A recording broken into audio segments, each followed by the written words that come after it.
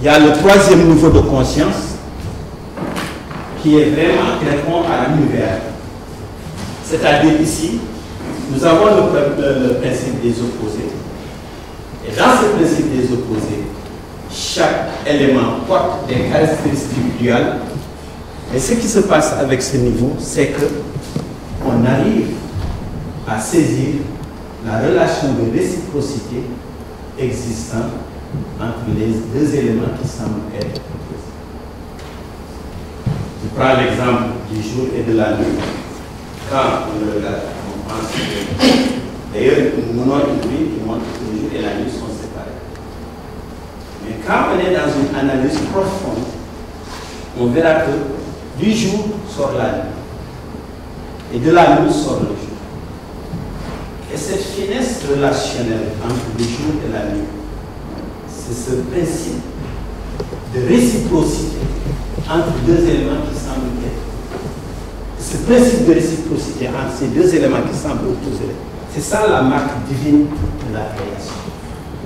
De telle sorte que vous ne les verrez jamais entre opposés entre eux.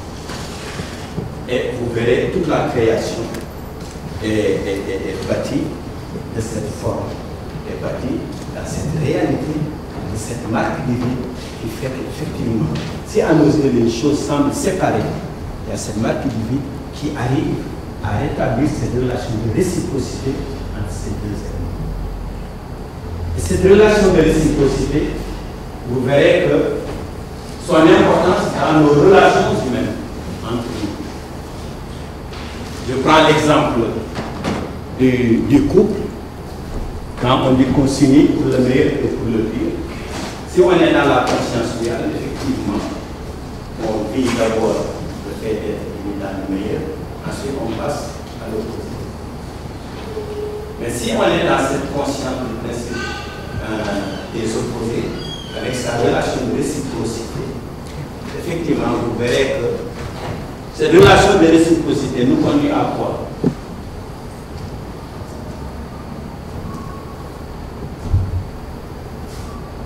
Cette relation de réciprocité entre les deux nous conduit à quoi? Nous conduit au juste milieu. Et quand vous prenez l'exemple du couple où on s'unit pour le meilleur et pour le pire, effectivement, c'est possible, mais avec un niveau de conscience au troisième degré.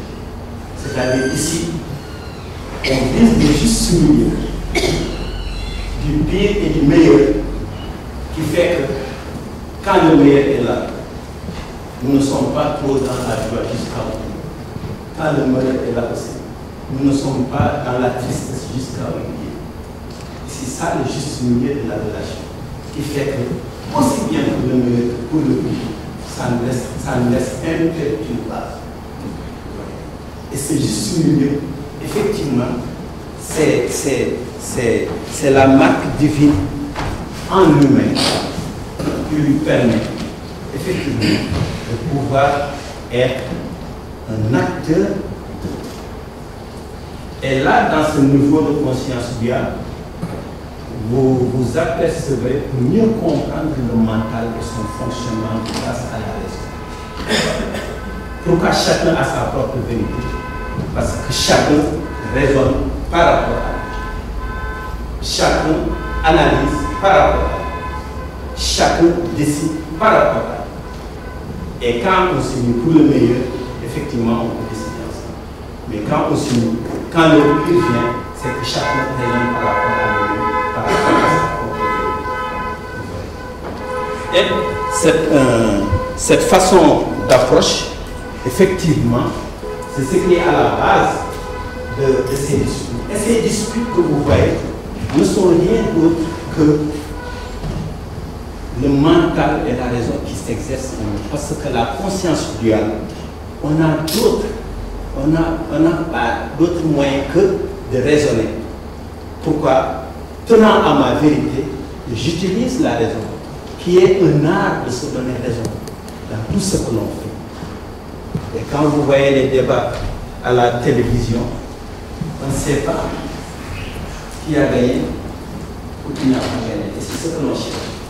Et il va falloir sortir de là, faire des sondages Demandez aux gens qui n'ont pas participé de l'extérieur, qui, à partir du sens qu'ils donnent au monde qu'ils ont entendu des deux personnes qui étaient dans le débat, donner raison à l'un ou à l'autre. Et même eux ne sont pas imprégnés véritablement de ce que ces gens disent. Mais de la manière dont ils perçoivent et reçoivent les mots qu'ils ont entendus. Parce que comme on le dit, à chaque fois que tu parles, quelle que soit la bonne intention qui inclut les mots que vous prononcez, arriver chez l'autre, elles sont libres. Et c'est l'autre qui les remplit selon son niveau de conscience. De telle sorte que certains mots peuvent déclencher la guerre, comme certains mots aussi peuvent déclencher l'amour. Ça dépend de la réceptivité de la personne. Donc vous verrez que la dimension du mental, quand on est dans le niveau de conscience,